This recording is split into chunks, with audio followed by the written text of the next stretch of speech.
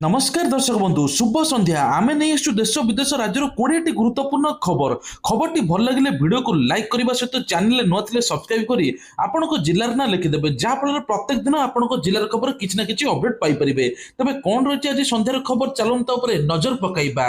प्रथम खबर एणिकी ओडिया भाषा पाठ पढ़े युक्त 2 विज्ञान छात्र छात्री ओडिशार शिक्षा व्यवस्था एक बड़ धरणर परिवर्तन आसापी जाऊँगी एणिकी युक्त 2 श्रेणी में ओडिया रे मातृभाषा पाठ पढ़े सुजोग पाइबे। राज्य सरकार यह निष्पत्ति द्वारा ग्रामांचल पिलामाने जटिल विज्ञान विषय को सहजरे बुझी पारिबे।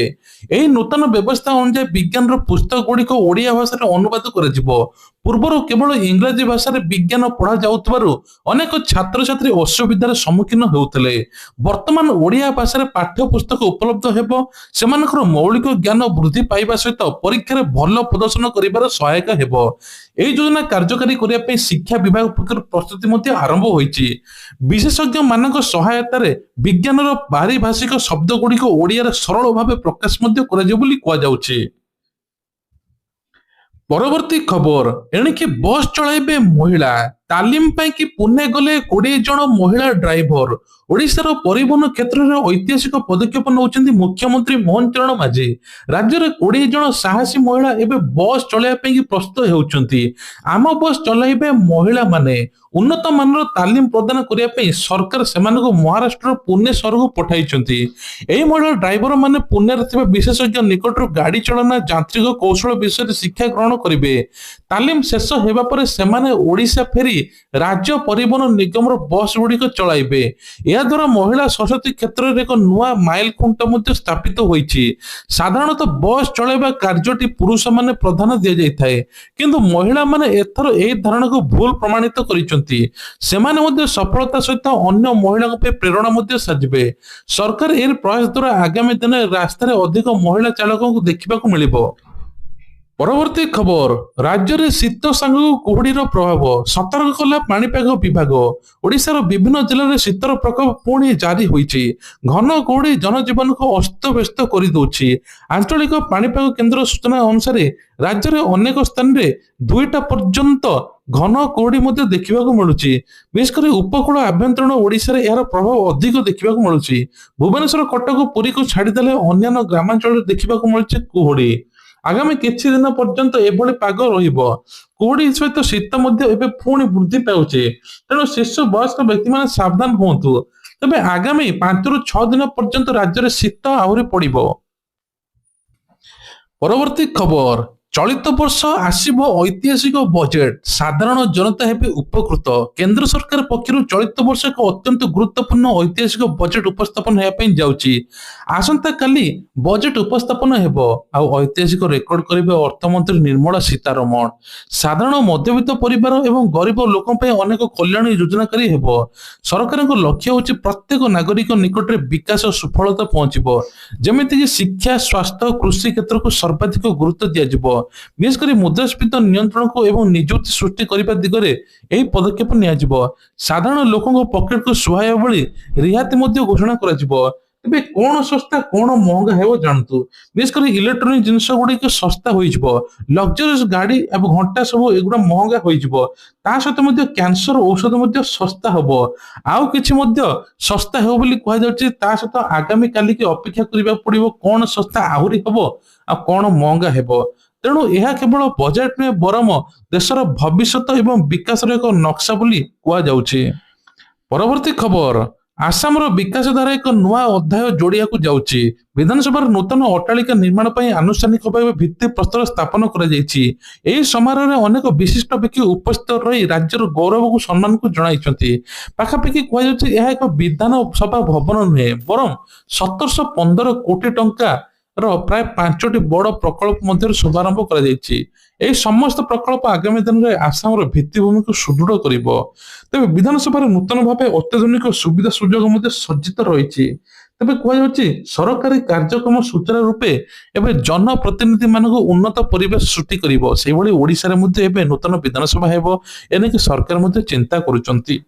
ପରବର୍ତ୍ତୀ ଖବର ହଉଛି ମମତା ସରକାରକୁ ହାଇକୋର୍ଟକୁ ନିର୍ଦ୍ଦେଶ ମାର୍ଚ୍ଚ 31 ସୁଦ୍ଧା ଜମି ହସ୍ତାନ୍ତର କର। ପଶ୍ଚିମବଙ୍ଗ ସରକାରକୁ ବଡ ଝଟକା ଲାଗିଛି। ଏକ ଜମି ବିବାଦ ମାମଲାରେ ଶୁଣାଣି କରି କଲିକତା ହାଇକୋର୍ଟ ମମତା ବାନାର୍ଜୀକୁ ସରକାର ଏକ ନିର୍ଦ୍ଦିଷ୍ଟ ସମୟ ସୀମା ମଧ୍ୟରେ ଜମି ହସ୍ତାନ୍ତର କରିବା ପାଇଁ ନିର୍ଦ୍ଦେଶ ଦେଇଛନ୍ତି।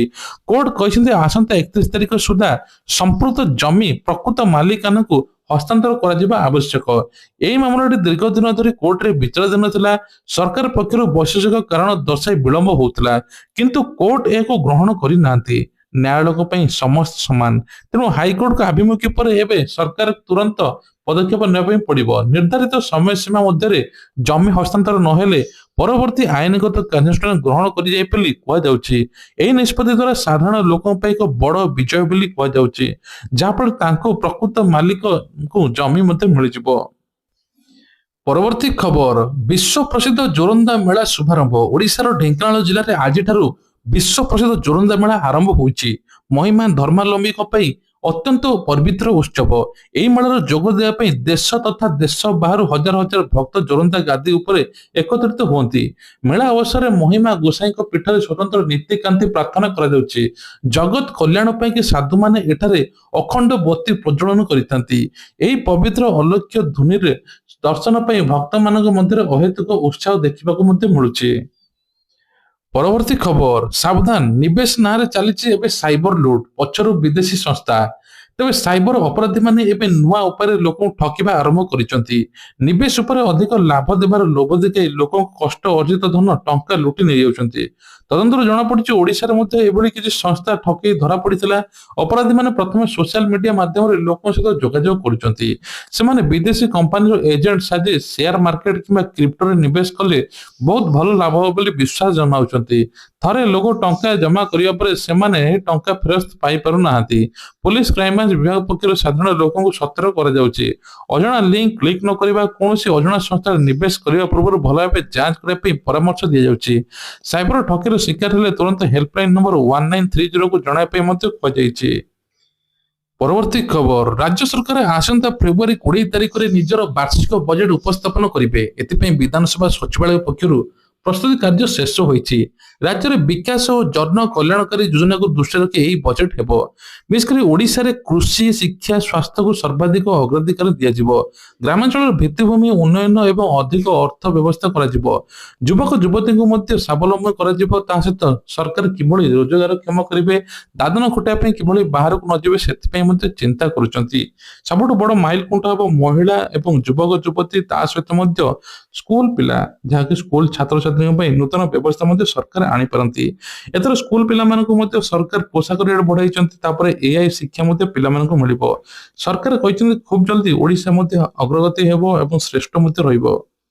ପରବର୍ତ୍ତୀ ଖବର ହଉଛି ବାଗେଶ୍ୱର ଧାମରେ ପ୍ରମୁଖ ଧୀରେନ୍ଦ୍ର କୃଷ୍ଣ ଶାସ୍ତ୍ରୀ ପୁଣି ଥରେ ହିନ୍ଦୁ ରାଷ୍ଟ୍ର ପ୍ରସଙ୍ଗରେ ନିଜର ମତ ରଖିଛନ୍ତି। ଏକ ସାଧାରଣ ସଭାକୁ ସମ୍ବୋଧିତ କରି କହିଛନ୍ତି ଭାରତ ହିନ୍ଦୁ ରାଷ୍ଟ୍ର ଭାବେ ଗଢି ତୋଳିବା ପାଇଁ ସମସ୍ତେ ଏକଜୁଟ ହେବା ଆବଶ୍ୟକ। ତାଙ୍କର ଏହି ବୟାନ ପରେ ସମଗ୍ର ଦେଶରେ ଚର୍ଚ୍ଚା ଜୋର ଧରିଛି।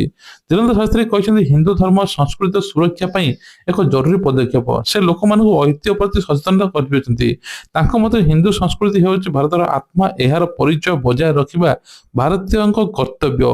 ତେବେ ଏହି ଭାଷଣକୁ କେତେକ ଲୋକ ସ୍ୱାଗତ କରୁଥିବା ବେଳେ କେତେକ ଲୋକ ସମାଲୋଚନା କରିଛନ୍ତି, କିଛି ଲୋକ ଆନ୍ଦୋଳନ କରିଛନ୍ତି। ଲଗାତାର ଭାବେ ବିଭିନ୍ନ ମଞ୍ଚରେ ପ୍ରସଙ୍ଗ ଉଠାଇଛନ୍ତି। ଏହି ସାମାଜିକ ରାଜନୈତିକ ସ୍ତରରେ ଏକ ନୂଆ ବିତର୍କ ମଧ୍ୟ ଏବେ ସୃଷ୍ଟି ହୋଇଛି, ଯାହା ଏବେ ଲୋକ ରାଜରାସ୍ତାରେ ମଧ୍ୟ କିଛି ଆସିଛନ୍ତି ଆନ୍ଦୋଳନକାରୀ। ପରବର୍ତ୍ତୀ ଖବର, ରାଜ୍ୟରେ ପାନ ମସଲା ଉପରେ ସରକାର ତାଗିଦ କରିଥିଲେ, ଏବେ ପୁଣି ଉଠାଇ ଦେଇଛନ୍ତି। ବର୍ତ୍ତମାନ ପାନ ମସଲା ଉପରେ କୌଣସି ପ୍ରତିବନ୍ଧକ ଲାଗିବ ନାହିଁ, କାରଣ ସ୍ୱାସ୍ଥ୍ୟଗତ କାରଣରୁ ପାନ ମସଲା ବନ୍ଦ କରିବା ପାଇଁ ବିଭିନ୍ନ ମହଲ ଦାବି ହେଉଥିଲା। କିନ୍ତୁ ଜଡ଼ିତ ହଜାର ହଜାର ଲୋକଙ୍କ ଜୀବିକାକୁ ଦୃଷ୍ଟିରେ ରଖି ସରକାର ଏହି ମୁହୂର୍ତ୍ତରେ କଡ଼ା ପଦକ୍ଷେପ ନେବାକୁ ଚାହୁଁନାହାନ୍ତି। ଜନସାଧାରଣ ସ୍ୱାସ୍ଥ୍ୟ ପ୍ରତି ସଚେତନତା ସୃଷ୍ଟି କରିବା ପାଇଁ ଚାହୁଁଛନ୍ତି। ନିଶା ଦ୍ରବ୍ୟରୁ କମାଇବା ପାଇଁ ଶିକ୍ଷା ପ୍ରଚାର ପ୍ରସାର କରୁଛନ୍ତି। ପାନ ମସଲାରେ ଯଦି ନିକୋଟିନ୍ ବା କୌଣସି ପ୍ରକାର ସବୁ ବନ୍ଦ ହେବ। ପରବର୍ତ୍ତୀ ଖବର, ସୁନା ରୂପା ଦରରେ ଲାଗୁଛି ବ୍ରେକ୍। କିଛି ନିଅନ୍ତୁ, କିଣି ନିଅନ୍ତୁ ସୁନା ବୋଲି କୁହାଯାଉଛି। ଲଗାତାର ଏବେ ସୁନା ଦର ବଢିଥିବା ବେଳେ ହଠାତ୍ ସୁନା ଦର ମଧ୍ୟ ଖସିଛି। ପାଖାପାଖି 11-12 ହଜାର ଟଙ୍କା ସୁନା ଦର ମଧ୍ୟ ଖସିଛି। ଆଜି ଭାରତୀୟ ବଜାରରେ ସୁନା ଦର 1,68,000 ଟଙ୍କାରୁ 1,60,580 ଟଙ୍କା ରହିଛି। ସେପରି 22 କ୍ୟାରେଟ ସୁନା ଦର ମଧ୍ୟ 1,47,200 ଟଙ୍କା ପହଞ୍ଚିଛି। ରାଜଧାନୀ ଭୁବନେଶ୍ୱରରେ ମଧ୍ୟ ସମାନ ସ୍ଥିତି ଦେଖିବାକୁ ମିଳିଛି। ମୁମ୍ବାଇରେ ମଧ୍ୟ ଏବେ 1,60,580 ଥିବା ବେଳେ 22 କ୍ୟାରେଟର ମୂଲ୍ୟ 1,47,200 200 ଟଙ୍କା ରହିଛି। ତ ବିଶେଷ କରି କୁହାଯାଉଛି ଯେ ଅନ୍ୟପଟେ ରୂପା କିଲୋ ଏବେ 3,50,000 ଛୁଇଁଛି। ଆପଣ ଯଦି ସୁନାର ସୁଧର ଜାଣିବା ପାଇଁ ଚାହୁଁଛନ୍ତି BIS କେୟାର ଆପ୍କୁ ଯାଇକି ସୁନାର ଲାଇସେନ୍ସ ନମ୍ବର ହଲମାର୍କ ନମ୍ବର ପଞ୍ଜୀକରଣ ଥିଲେ ସିଧାସଳଖ ନମ୍ବର ମାରିବେ, ଆପଣ ଜାଣିପାରିବେ କେତେ ଗ୍ରାମ କଣ। ପରବର୍ତ୍ତୀ ଖବର ହେଉଛି ଏଥର ମହିଳାମାନଙ୍କୁ ମିଳିବ ମାଗଣା 2ଟି ସିଲିଣ୍ଡର। ତେବେ ବିଶେଷ କରି ହୋଲି ଆଗାମୀ ଦିନରେ ଆସୁଛି, ତା ସହିତ ମଧ୍ୟ ଏବେ ସରକାର କହିଛନ୍ତି ଖୁବ୍ ଜଲ୍ଦି ମାଗଣା ମହିଳାଙ୍କୁ ମିଳିବ। ଖାସ କରିକି ଉତ୍ତରପ୍ରଦେଶରେ ଲାଗୁ ହେଉଛି ଏଇଟା। ଆଉ ବିଶେଷ କରି କୁହାଯାଉଛି ଓଡ଼ିଶାରେ ମଧ୍ୟ ମହିଳା ପାଇଁ ନୂତନ ଯୋଜନା ସରକାର ଆଣୁଛନ୍ତି, ଯେମିତିକି ଏସଏଚଜି ମହିଳାଙ୍କୁ 10 ଲକ୍ଷ ଟଙ୍କା ପର୍ଯ୍ୟନ୍ତ ଋଣ, ତା ସହିତ ସିଲେଇ ତାଲିମ ବିଶ୍ୱକର୍ମା ଯୋଜନାରେ ତାଲିମ ନେଲେ ତାଙ୍କୁ ପ୍ରୋତ୍ସାହିତ ରାଶି ମଧ୍ୟ ପ୍ରଦାନ କରାଯିବ। ସେପଟେ ୟୁପି ସରକାର କହିଛନ୍ତି ଏଥର ମାଗଣା 2ଟି ସିଲିଣ୍ଡର ମଧ୍ୟ ମିଳିବ। ପରବର୍ତ୍ତୀ ଖବର ହେଉଛି ପିଏମ କିଷାନ ଟଙ୍କାକୁ ନେଇ ବଡ ଅପଡେଟ୍। 22ତମ କିସ୍ତି ଖୁବ୍ ଜଲ୍ଦି ଆସିବା ପାଇଁ ଯାଉଛି। ଯେଉଁମାନଙ୍କୁ 21ତମ କିସ୍ତି ମିଳିନି ତୁରନ୍ତ ଇକେୱାଇସି କରିଦିଅନ୍ତୁ, ଯାହାଫଳରେ ଆପଣଙ୍କ ଆକାଉଣ୍ଟକୁ 2ଟି କିସ୍ତି 4,000 ଟଙ୍କା ଆସିବ। ପ୍ରଥମ କିସ୍ତି ଯଦି ଆପଣମାନେ ପାଇନାହାନ୍ତି 21ତମ କିସ୍ତି ଏକା ସାଙ୍ଗରେ ଆପଣଙ୍କୁ ଡିବିଟି ମାଧ୍ୟମରେ କ୍ରେଡିଟ୍ ମଧ୍ୟ ହେବ। ତେଣୁ ତା ପୂର୍ବରୁ ଆପଣଙ୍କୁ ଇକେୱାଇସି ଥରେ କରିବା ପାଇଁ ପଡିବ। ଇକେୱାଇସି କଲେ ଆପଣଙ୍କ ସିଧା ଆକାଉଣ୍ଟକୁ ମଧ୍ୟ ଟଙ୍କା ଆପଣ ପାଇପାରିବେ। ତା ସହିତ ମଧ୍ୟ ପ୍ୟାନ କାର୍ଡ ଆଧାର କାର୍ଡକୁ ନେଇକି ବଡ ଅପଡେଟ୍। ଯଦି ଆପଣଙ୍କ ଆଧାର କାର୍ଡ ପ୍ୟାନ କାର୍ଡ ସହିତ ଲିଙ୍କ ନାହିଁ ତାହେଲେ ଆପଣ ପ୍ୟାନ କାର୍ଡ ରଦ୍ଦ ହୋଇଯିବ। କୌଣସି ସରକାରୀ ବେସରକାରୀ କ୍ଷେତ୍ରରେ ମଧ୍ୟ ଆପଣମାନେ ବ୍ୟବହାର କରିପାରିବେ ନାହିଁ। ତା ପୂର୍ବରୁ ଆପଣ ମଧ୍ୟ ଲିଙ୍କ କରିଦିଅନ୍ତୁ ଆଧାର କାର୍ଡ ପ୍ୟାନ କାର୍ଡ ସହିତ, ନହେଲେ ଆପଣଙ୍କ ପ୍ୟାନ କାର୍ଡ ରଦ୍ଦ ହୋଇଯିବ, 1,000 ଟଙ୍କା ମଧ୍ୟ ଫାଇନ ପଡିବ। ତେବେ ଇଏ ଥିଲା ଆଜିର ଦେଶ ବିଦେଶ ରାଜ୍ୟର କିଛିଟା ଖବର। ଯଦି ଭଲ ଲାଗିଥାଏ ନିଶ୍ଚୟ ଲାଇକ୍ କରିବେ ଆଉ ସକାଳର ଖବର ଦେଖିବା ପାଇଁ ୱେଟ୍ କରନ୍ତୁ।